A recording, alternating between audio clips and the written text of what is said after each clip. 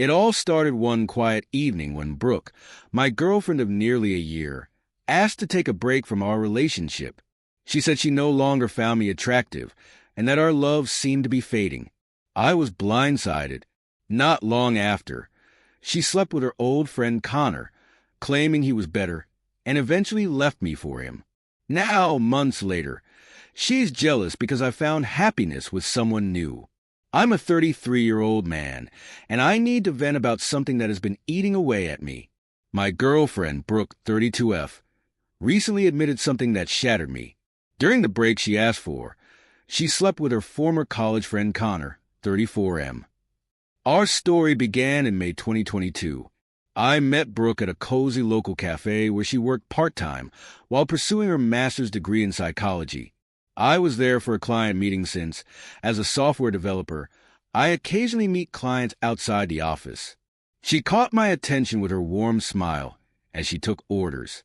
Later that evening, I discovered she was friends with my coworker Jake, who introduced us at a group dinner the following week.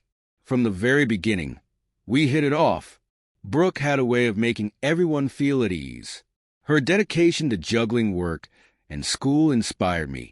We quickly discovered shared interests, hiking, exploring new restaurants, and a similar taste in music. Our first date was at a charming Italian restaurant where we talked for hours about everything, from childhood dreams to our deepest fears. As time passed, our bond grew stronger.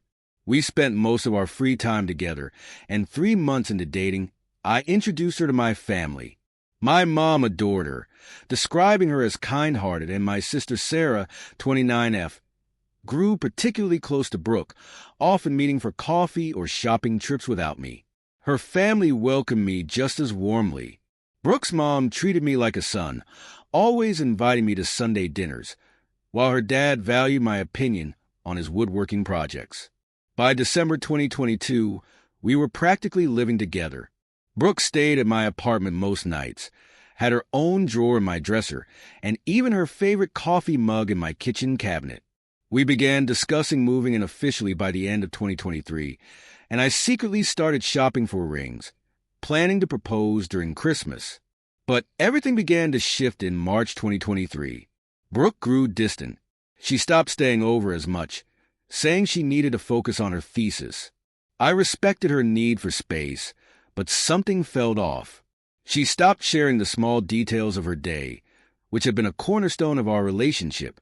The random, funny texts that used to brighten my day gradually stopped. Then came the evening in April 2023. After dinner at her favorite Thai restaurant, Brooke seemed unusually quiet.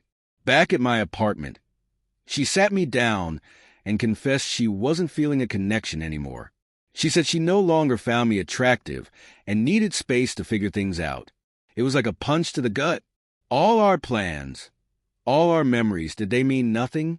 Despite the pain, I respected her decision and gave her the space she wanted.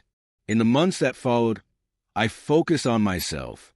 I threw myself into work, hit the gym more regularly, and reconnected with friends I had neglected. Jake, the co-worker who introduced us, became a source of encouragement and support. Life moved on until September 2023, when Brooke reached out. She wanted to meet for coffee and talk. She claimed she had sorted out her feelings and wanted to give us another chance, saying she missed our life together. Like a fool, I was thrilled. I believed we could rebuild what we once had. For a while, things seemed perfect. We appreciated each other more, spent intentional time together, and I began looking at rings again. Brooke once mentioned preferring sapphires over diamonds, so I found a beautiful sapphire ring, intending to propose soon. But last week, my world crumbled. Over dinner at my place, Brooke became unusually quiet again. She finally admitted that during our break, she had slept with Connor, her old college friend. The betrayal stung deeply, but her indifferent attitude made it worse. I shouldn't feel devastated, she argued, because we weren't officially together during that time. According to her, anything that occurred before September 2023 didn't count. She dismissed it as purely physical, unintentional, and unplanned. They had unprotected sex, and when I foolishly asked if he was better than me in bed, she responded with an unflinching yes. No hesitation, no regard for my feelings, just a single, cutting word that completely shattered what little remained of my heart. Now, I'm sitting alone in my dimly lit apartment, the sapphire ring tucked away in a drawer like a relic of a dream that's crumbled to dust. I can't eat, I can't sleep. Every time I close my eyes, I picture them together. The woman I thought would be my forever, my future, had been intimate with someone else and then had the audacity to tell me it was better than anything we'd shared. It feels like the ultimate betrayal. Yes, technically, we were on a break, but she was the one who insisted on it. She claimed she needed space to figure things out, only to use that time to be with someone else. And now she expects me to forgive and forget, to move forward as if nothing happened. I'm torn. I feel utterly lost and broken. My head tells me to walk away, but my heart refuses to let go. Am I overreacting? Should I attempt to work through this? Or is it time to cut ties and move on? A whirlwind of events has unfolded since my last post, none of which I could have anticipated. The past few weeks have been an emotional roller coaster, but I'll do my best to explain. After Brooke's confession about Connor, I spent days moving through life like a ghost. I woke up, dragged myself to work, returned home, and stared blankly at the walls. My apartment, once a sanctuary, felt haunted. Every corner held a memory of her. Her favorite coffee mug still sat in my cabinet. Her blanket remained draped over the couch. And even Netflix seemed to conspire against me with recommendations of shows we used to watch together. I didn't tell anyone at first, partly out of shame, partly because I felt stupid. Jake, my coworker who introduced us, noticed something was off and kept inviting me to lunch. But I made excuses. My sister Sarah called repeatedly, but I let her calls go to voicemail. I just couldn't bear the thought of facing pity or unsolicited advice. About a week later, Brooke asked to meet. I reluctantly agreed, clinging to a faint hope that we might salvage something. We met at a park where we had spent countless weekends strolling hand in hand. As soon as I saw her, I knew something was different. She looked uneasy, a stark contrast to her usual confident demeanor. Without much preamble, she dropped a bombshell. She had decided to give Connor a chance. She claimed their time together had revealed a connection she had never felt before, not even with me. She said she owed it to herself to explore what they shared. Her words obliterated every cherished memory we'd built together. The future we had envisioned evaporated as she chose him, the man she'd previously dismissed as just a fling. The following weeks were pure torment. I immersed myself in work, staying late at the office just to avoid returning to my suffocating apartment, which felt like a shrine to a love that no longer existed. One night, after drowning my sorrows in beer, I shoved all of Brooke's belongings into a box and stuffed it into the closet. I couldn't bear to look at them anymore. My sister Sarah finally forced me to open up. She showed up at my apartment with takeout and refused to leave until I talked. I told her everything, about the break, about Connor, and about Brooke leaving me for him. Sarah was livid. She had considered Brooke a friend, and now she felt betrayed too. Then, something unexpected happened. On a particularly bleak day, I decided to work from a nearby coffee shop. The walls of my apartment were closing in on me. While I was sitting there, lost in thought, someone accidentally spilled their coffee all over my laptop. That someone was Clara. Clara, 31, was mortified and immediately began apologizing profusely. She insisted on buying me a new coffee and even helped clean up my laptop. We started talking, and to my surprise, the conversation flowed effortlessly. Clara worked in publishing and had recently moved to the city. She had her own story of heartbreak, and there was something comforting about her presence. We began meeting regularly, not as romantic partners, but as friends. Clara had her own wounds to heal, and neither of us was ready for anything more. We watched movies, walked around the city, and talked for hours about everything and nothing. Over the next 3 months, Clara became my anchor. She helped me pack away Brooke's things, sell the engagement ring, and even rearrange my apartment to create new, untainted memories. Just as I was beginning to find myself again, Brooke called, crying. She said she'd made a huge mistake and that things with Connor hadn't worked out. He wasn't ready for a serious relationship. She claimed she had realized. She claimed I was the one she truly loved and begged for another chance. Since then, she hasn't stopped reaching out. When I ignore her calls, she leaves voicemails, long, tearful messages filled with apologies and admissions of guilt. She admits she made a terrible mistake. Brooke has even reached out to mutual friends, contacted my sister, and gone so far as to email me at work. She's everywhere, trying to force her way back into my life. Clara believes I should block Brooke's number and cut ties entirely. She says Brooke only wants me back because things didn't pan out with Connor. And she's likely right. But it's not easy to sever all connections with someone who was such a significant part of your life. Despite that, I haven't replied to any of Brooke's attempts to contact me. I've worked hard to reach a better place, and I don't want to regress. I didn't expect to have more to share so soon, but something happened yesterday that changed everything. Brooke showed up at my apartment unannounced. Clara was over. We were cooking dinner and watching movies, our usual Friday night routine. We were in the middle of making pasta when the doorbell rang. Peering through the peephole, I saw Brooke standing outside. She looked different, thinner, paler, and dressed as if she were headed to an important event. Before I could decide whether to open the door, she knocked again, louder this time.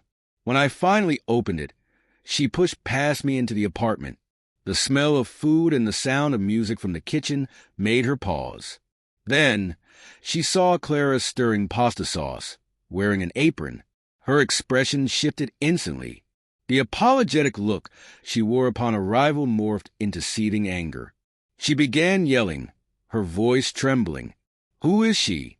What is she doing here, in our kitchen? That last part stung. She still considered this her space, even after everything. Clara, ever calm, wiped her hands on the apron and introduced herself politely as my friend. Brooke wasn't interested in introductions. She turned her fury toward me, tears streaming down her face, accusing me of moving on too quickly and replacing her. The irony wasn't lost on me. This was coming from the woman who had left me for another man. That's when the truth hit me. Brooke wasn't here because she wanted me back. She was here because she couldn't handle the thought of me moving on.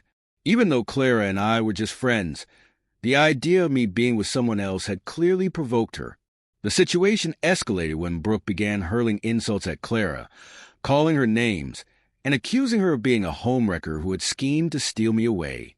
Despite the tirade, Clara stayed composed, though I noticed her hands trembling as she clutched the counter. For the first time since this ordeal began, I felt genuine anger toward Brooke. Not the sorrowful anger from her confession about Connor, but a fiery rage. I stepped between them and made my stance clear. I told Brooke exactly what I thought of her actions. I reminded her of how she had claimed she didn't find me attractive anymore, how she had asked for space only to sleep with Connor. I pointed out how she had come back to me without even admitting what had happened, then left again when Connor showed interest. I told her how she had shattered me, and while she was off exploring her connection with Connor, Clara had been here, helping me rebuild. Clara had earned her place in my life, while Brooke had discarded hers. When I told Brooke to leave and never contact me again, she refused. She even threatened to cause a scene and spread lies about Clara and me, claiming we'd been involved while I was still with her. Calmly, I warned her that if she didn't leave immediately, I would call the police.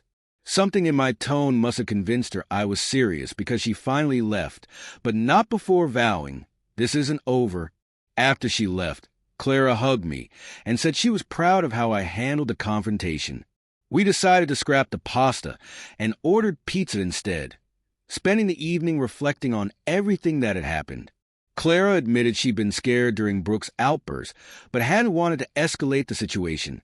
Later that night, my sister Sarah called.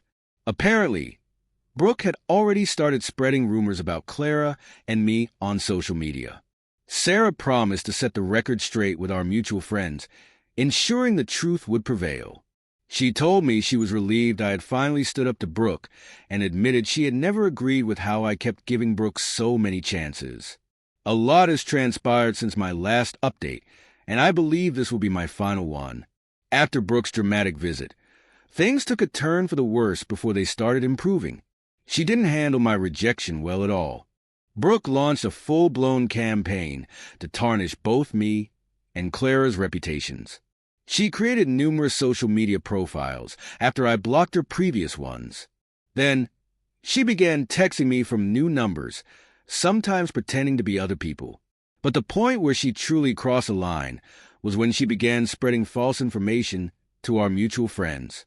She claimed that Clara and I had been secretly involved even before our break, which is why she had needed space. She even said she found old messages between us from early 2023, and that's what pushed her toward Connor. Some of our friends actually bought into her lies. People I had known for years started avoiding me or sending me accusing texts. Even Jake, my co-worker who had introduced me to Brooke, began acting strange at work. He made comments about feeling guilty for introducing us if I was just going to cheat on her. That was the breaking point for me. I had had enough. I gathered all our text conversations. The ones where she admitted to being with Connor, the messages from September where she said she had just started developing feelings for him during our break, and most importantly, the recent ones where she begged me to take her back after things fell apart with Connor. I made a detailed timeline, included screenshots, and sent it to our mutual friends. The response was almost immediate. Most of them apologized for believing Brooke's story. Jake came to my office the next morning and profusely apologized. My sister, who had been trying to stay neutral throughout this entire ordeal to keep the peace, finally saw Brooke's true colors and severed all ties with her. It seemed like this was the wake-up call Brooke needed. Last week, I received a long email from her where she admitted to fabricating stories about Clara because she was jealous and hurt. She said seeing me happy with someone else, even just as friends, made her realize what she had lost. She ended the email by saying she would respect my wishes and stop contacting me. As for Clara and me, we're still just friends. She has been an incredible support throughout all of this, but we both agree that friendship is what we need right now. Maybe something will come of it in the future, maybe not.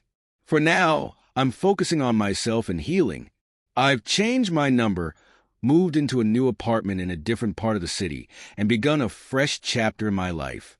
My sister helped me move, and Clara organized a small housewarming party with my true friends, the ones who stuck by me through everything. I've learned a lot from this experience.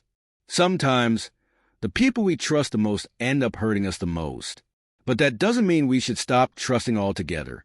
It just means we need to be more cautious about who we allow into our lives. The sapphire ring I had bought for Brooke, I sold it and used the money to fund a solo trip I've been planning for next month. Clara suggested I do something just for myself, and she was right. To everyone who supported me through these updates, thank you. Your advice and kind words help more than you can imagine. This chapter of my life is finally closed, and I'm ready to begin a new one.